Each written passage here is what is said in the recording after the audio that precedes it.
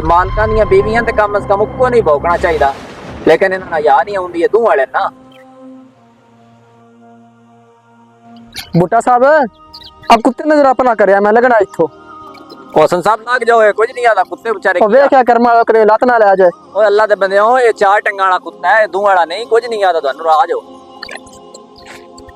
ओ बूटा साहब ये किवें दी गल कीती जे, वे दऊं वाला नहीं चाहूं वाला।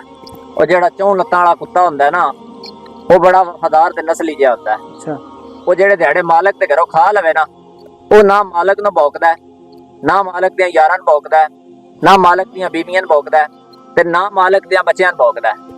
ते जेड़ा दो लत्तां वाला हुंदा है ना, वो नहीं बख्शदा किसे नूं भी। वो जनाब ना मालक नूं वेदा है, ना मालक दियां बीवियां नूं वेदा है, ना मालक दी औलाद नूं वेदा है, ना मालक दियां यारां नूं वेदा है।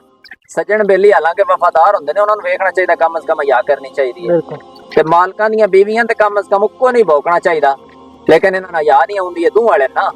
ये चौं वाला है, ये रखिया है इन टुकर पानी सट्टी दा, ते ये वफादार है, ये बिल्कुल नहीं पौन लगा, तुसीं लग जाओ लगना।